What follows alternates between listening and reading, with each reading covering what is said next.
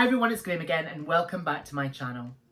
Today I'm here with my October reading wrap up. I have 9 books to show you today and yeah, it was a good reading month. I read some really incredible books and I also listened to some really good books as well on Audible. My new favourite obsession, I love it. So the books I'm going to show you, they're not in reading order, they're just in the order of how I held the books up for the thumbnail picture. So yeah, they're not necessarily going to be in the order that I read them. But let's dive in and let's find out what I read. So the first one that I have to show you is The Mirror Crack from Side to Side. This was October's pick for Christie Fest, which is hosted by Julie the Hungry Bookworm and Lil from Lil's Vintage World. This is a Miss Marple. I have never read this book before and I really enjoyed it. I have seen the adaptations on television and this book was just so much better. The book is always better. A movie star has just moved into an old house in St Mary Mead and someone ends up dead at a party that she throws for I think it's the St John's ambulance, so it's like a fundraiser, like a fete, and someone ends up dead and Miss Marple steps in. Well, she doesn't really. She's kind of infirm at the moment. She's not well. She's recovering from an illness, so she's not part of the action. It's the sort of the people of the village and the people who are involved with Miss Marple who give her the information. And her doctor says that the best course of medication that he can prescribe her is a good murder. And that's what she gets. This is brilliant. I love this so much and I can't wait to reread this at some point in the future. And I highly recommend that you read it if you haven't. So the next one I read, I'm still currently reading, although I'm listening to it on Audible. So yeah, listening to books is the same as reading in my opinion. I've said this before, you get different things from reading the physical book and listening to the book, so I will come back and read this at some point. The reason why I stopped reading this in its physical form and started reading it via Audible is because I felt like I was falling into a reading slump, which thankfully I'm kind of getting out of now. And it was not the fault of this book, it was just I'd read so many brilliant books and it was like I had a book hangover and yeah, I just couldn't get motivated. I was tired and work's crazy and yeah. So this is The Spirit Engineer by A.J. West. This tells the story of, what's the man's name again? I'm listening to it at the moment and I can't remember. It's William Jackson Crawford, who was a real life skeptic and engineer during the early 20th century in Northern Ireland. And he set out to sort of, I think, to debunk the whole idea of seances and table tipping, and ended up being quite a proponent of it. This has such gothic and dark elements, and there's ghosts and spirits, and it was a great Halloween read. I think I've got about an hour and a half left of the audiobook, and it's brilliant. It's absolutely so dark, so mysterious, and just brilliant. There are cameos from people like Harry Houdini and Sir Arthur Conan Doyle, and it's just brilliant. And the book itself is a thing of beauty as well. I highly recommend this. I will get back to this in its physical form, hopefully at some point soon, but for the time being, it's just on Audible for me. So the next one, I absolutely adored this book. This book is easily my favourite book of October. And it was The Lighthouse Witches by C.J. Cooke. I actually bullied my husband Duncan into downloading this and reading it himself, and he is currently about 3/4 of the way through. This is brilliant. It's about a family who go missing after they come to live on a Scottish island. There is a lighthouse which hides a dark secret of witch hunts and witches being burnt at the stake, and it's very twisty, it's very gothic, it's very dark, atmospheric, and the writing is just glorious, and I absolutely loved this. It's told from the perspective of different people.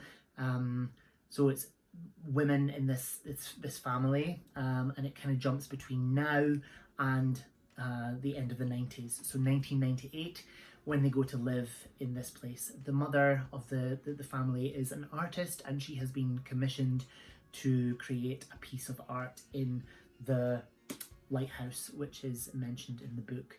And it's just outstanding. It's so dark, it's so gothic, and brilliant. You'll love it if you read this. It's great. So the next one, I haven't even hauled this yet, and I only got it a couple of days, so consider this me hauling it. It is The Woman, the Mink, the Cod and the Donkey, an affectionate parody. So this is a parody of, I always get this wrong, so I'm not going to try and say it. I'll pop it on the screen down below, but it's the same sort of book by Charlie Mackesy, I think his name is, or Mackesy. I'm getting that wrong as well, but this is brilliant. It's so much fun. It's a gorgeous piece of art, and it's set during lockdown, and it's about a woman who is desperate to find just any open pub because she wants a glass of wine, and she's accompanied by a host of animals, one of which is a donkey who looks like Donald Trump. And yeah, it's just hilarious, and the artwork is just really gorgeous as well. Let me find. Okay, so here's one that says, I make mashed potato. But yeah, that's the artwork. It was so lovely, and when I saw it in Asda the other morning, I had to get it, and I read it the same day that I got it. Just beautiful, and I loved it. So the next two books are books that my husband Duncan and I listened to on Audible. The first one, although we listened to it secondly to the next one. Just get on with it, Graham. So this is Windswept and Interesting by Billy Connolly. Now, Billy Connolly is a huge comedian in Scotland. He's called the Big Yin. He's also a movie star, and he's quite well known all around the world. He's done documentaries where he travels to different places, although he's kind of not working quite as much now because he has been diagnosed as having Parkinson's. And this book is just outstanding. Windswept and Interesting, my biography by Billy Connolly.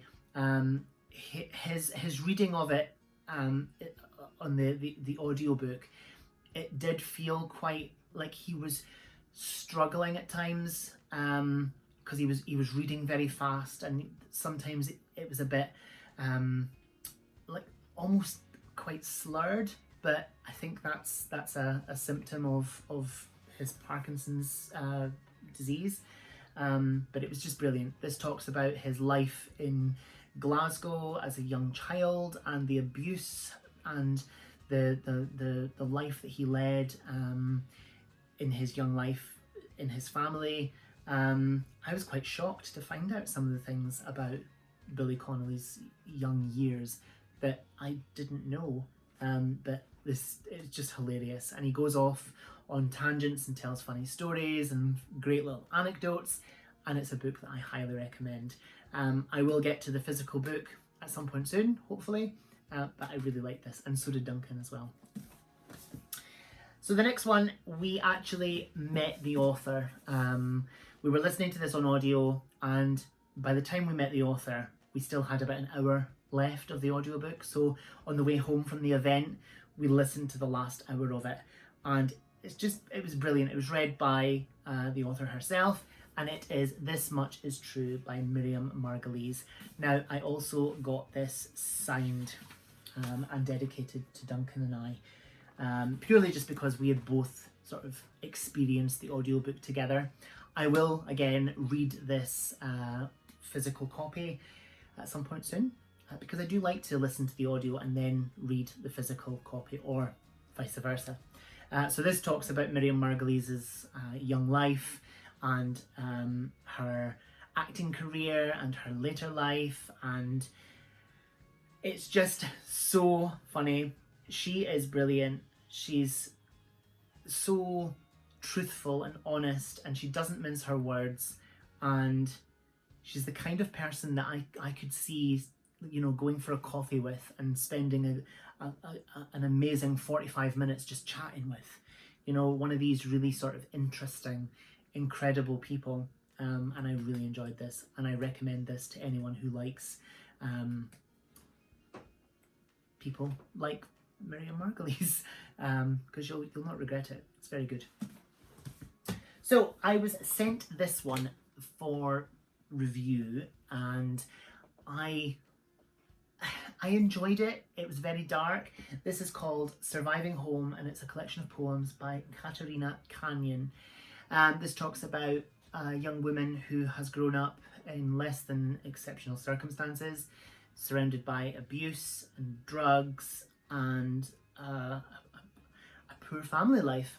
And it was quite confronting and very dark. There were some really quite dark poems in here, but then there was also some really quite uplifting ones that were really beautiful. The writing is incredible. It didn't always feel like poetry. My idea of poetry, I suppose naively, is that it rhymes and none of this did for me, but I enjoyed it nonetheless, mostly, for the most part. And it was very, very good, and I would like to thank the publishers, who I've forgotten, I'll pop it down somewhere in the description, who sent me this. It was very good. And second last book that I read, I actually read this out loud to my husband Duncan over the course of about a week or so, and my husband Duncan is partially sighted, so he doesn't always get the joy that he used to from physical books, which is why we listen to audiobooks and why I read out loud to him sometimes. Because if he concentrates on a physical book for too long, he can get really quite blinding headaches and sore eyes, and you don't want that if you're partially sighted. But the book is The Sister Who Ate Her Brothers and Other Gruesome Tales by Jen Campbell, and these are illustrated rather beautifully by Adam de Souza. These are just dark fairy tales from around the world with a little bit of added spice from Jen. Just a thing of absolute beauty, and they're really dark, and they really fitted with the sort of October Halloween spooky month theme, and that just reminds me of like The Corpse Bride. I love that so much. Yeah, I think that this could turn into like an October tradition for Duncan and I. Every year I would read this out. I think it kind of has that feel about it, and it's the kind of thing that you don't need to necessarily read from cover to cover. You can dive in and read a story from anywhere inside the book. Just really very good, very dark, very gothic, and I loved it, and so did Duncan. Lastly, I'm going to include this, even though I didn't read it. This was the TBR jar pick for October, from the TBR jar that Duncan created for me. I have downloaded the audiobook. It's free on Audible. This is Kim by Rudyard Kipling. I meant to read this and just didn't get around to it. I've had a crazy month. I have made a promise that I will listen to this in audiobook form before the end of the year, and I said that to Duncan like literally about an hour before I'm filming this now, and he said, "You're not going to read it, are you?" I was like, "Yeah, I'll listen to it." The audiobook is 10 hours long. This is not a small book, it's a chunky one. Duncan's read it, he said he loved it. It's just, I don't think it's really quite my cup of tea, but I've made the promise that I will listen to it before the end of the year, so I kind of have to. But yeah, I'm sorry I didn't read this, but there we go. So that is my October reading wrap up. I hope you've had a really good reading October, spooky season books and all the good stuff. What did you read? Did you enjoy it? Was there anything that you particularly loved or really disliked, comment down below. We'll have a chat about it. But yeah, for now, thank you so much for watching. Whatever you're doing, I hope you have so much fun doing it. Whatever you're reading, I hope you love it. Stay fabulous, be amazing, be yourself, stay safe, and I'll see you again soon for another video. Bye bye.